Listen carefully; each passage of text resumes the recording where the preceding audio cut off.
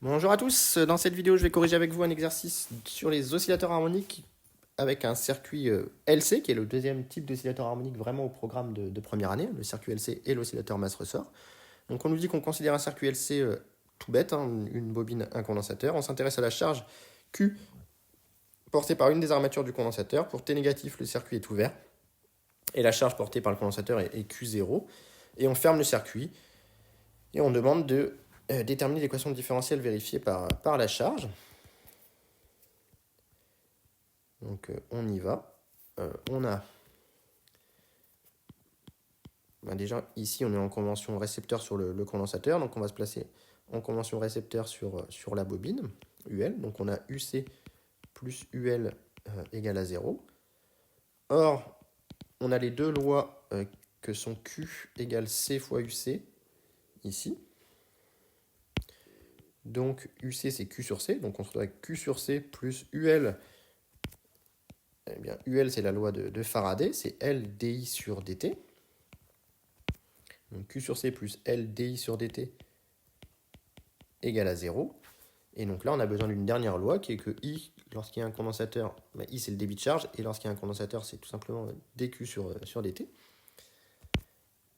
D'où on se retrouve avec Q sur C plus L d sur dt de dQ sur dt égale à 0. Autrement dit, Q sur C plus L d de Q sur dt2 égale à 0. Et donc, pour obtenir la forme canonique, je divise par l'inductance et j'obtiens d de Q sur dt2 plus 1 sur LCQ égale à 0.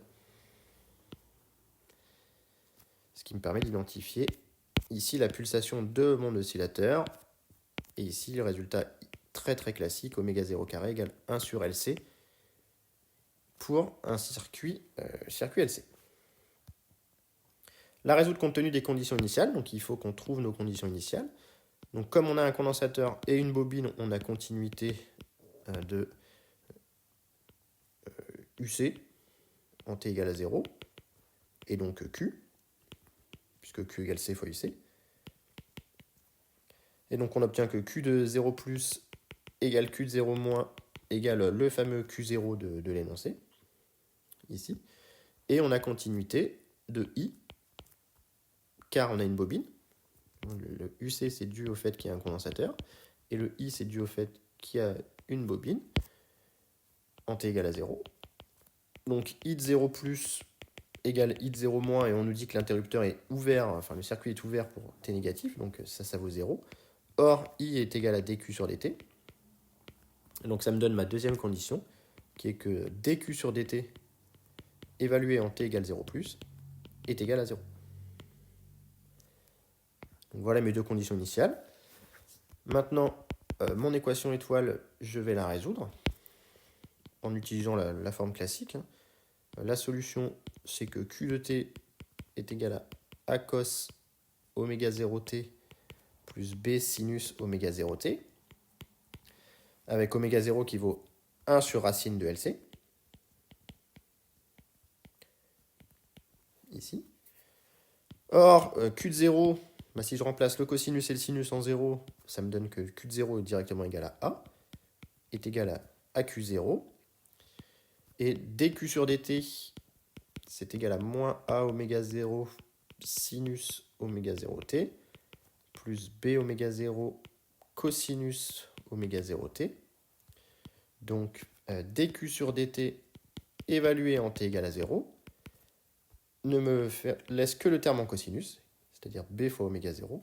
Et ça, d'après l'énoncé, c'est égal à 0. Donc, B égale 0.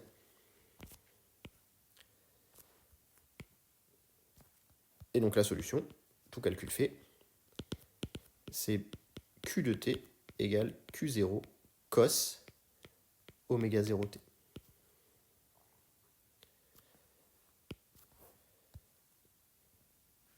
Donc voilà pour Q de t.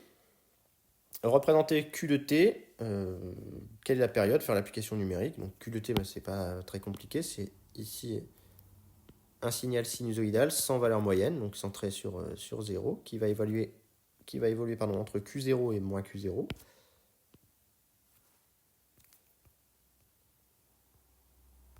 Hop. Donc là, on est entre Q0 et moins Q0. Et puis, on est sous la forme d'un cosinus, donc on démarre par un maximum. Et puis, bon, bah, après, il faut savoir tracer à peu près quelque chose de sinusoïdal. Avec des pentes nulles sur les sommets.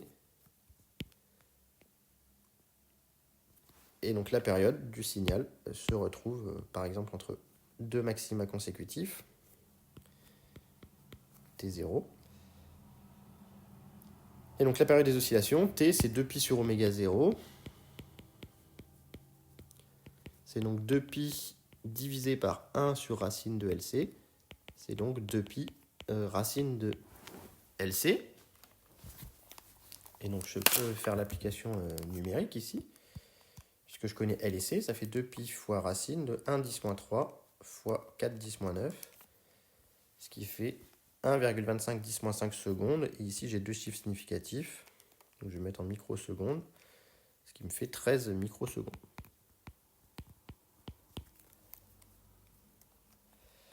Très bien. Donc, dans la question numéro 4, on me dit qu'on ne peut pas suivre l'évolution de la charge Q, mais plutôt celle de la tension UC. Et donc, on veut les valeurs des tensions UC et UL. Bon, bah, UC, c'est tout simplement Q de T sur C. Donc, ça me donne Q0 sur C cosinus oméga 0T. Et UL, on a vu que c'était égal à L d2Q sur dt2. Donc je dérive une première fois. Quand je dérive une première fois Q de T, ça me fait moins Q oméga 0 sinus oméga 0T. Et je redérive une deuxième fois. Ce qui va me donner le moins L Q0 oméga 0 carré cosinus oméga 0T. Et L oméga 0 carré, bah, c'est rien d'autre que 1 sur C, puisque oméga 0 carré est égal à 1 sur LC. Donc ça fait moins Q0 sur C cos oméga 0T, ce qui en réalité me donne moins UC, ce qu'on pouvait intuiter dans la mesure où, par loi des mailles, on avait UC plus UL égale à 0. Ça me montre que je n'ai pas fait d'erreur de calcul. Donc on peut représenter sur un même graphe ces deux tensions maintenant.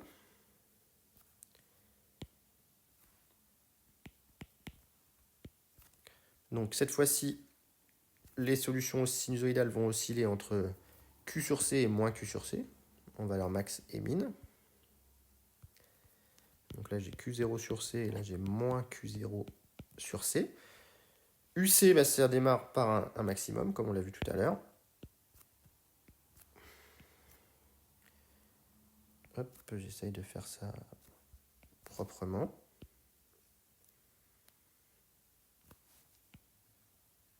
Là j'ai raté un point.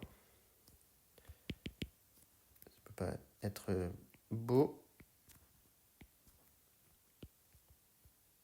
On part bien à plat.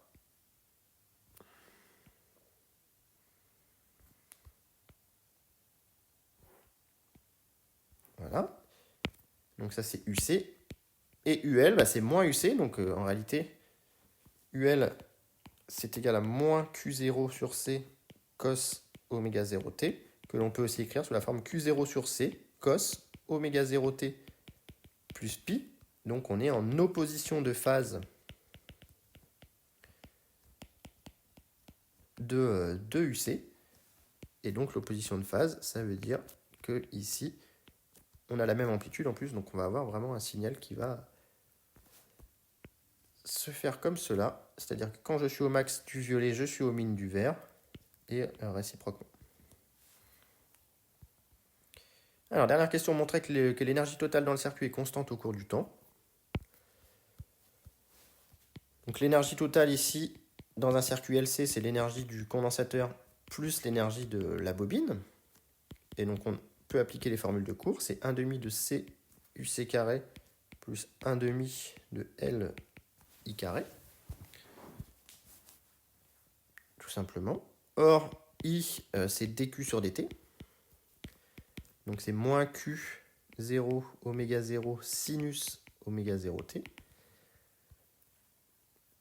Voilà, Voilà, donc on y va. D'où E tot est égal à 1 demi de C fois UC carré, donc Q0 carré cos carré oméga 0t, plus 1 demi de L I carré, donc Q0 carré oméga 0 carré sin carré oméga 0t, ce qui nous fait apparaître L fois oméga 0 carré, qui comme tout à l'heure est égal à C. Voilà, si j'ai pas écrit de bêtises, oméga 0 carré c'est 1 sur LC, 1 sur C, pardon. Oui, alors, hop, petite erreur de ma part. Ici, attention, dans le UC c'était Q sur C. Donc là, il y a un sur C carré qui va tomber, sinon ça ne marchait pas. Et donc ça nous fait tout simplement Q0 carré sur 2C cos carré oméga 0t, plus Q0 carré sur 2C sinus carré oméga 0t, et en vertu de cos carré plus sin carré égale 1, on tombe sur E tot, qui est égal à Q0 carré sur 2C, quel que soit T, donc on a bien une énergie totale qui est constante. Et on retrouve son expression, on a E tot qui est égal à E tot de T égale à 0. Au départ, il n'y a que le condensateur qui est chargé, car l'énergie est constante. Donc voilà pour la deuxième correction ici sur l'oscillateur harmonique, mais du circuit LC. Circuit assez classique sur lequel il n'y a pas trop d'exercices d'anal, donc faites-en quand même quelques-uns pour être au point là-dessus. Bien que la plupart des exercices tombent sur le circuit RLC et non pas le circuit LC, mais voilà, on ne sait jamais ce qui peut tomber. Donc voilà pour cet exercice, j'espère que la correction était claire, et s'il y a des questions, surtout n'hésitez pas à les mettre en commentaire. Bonne journée.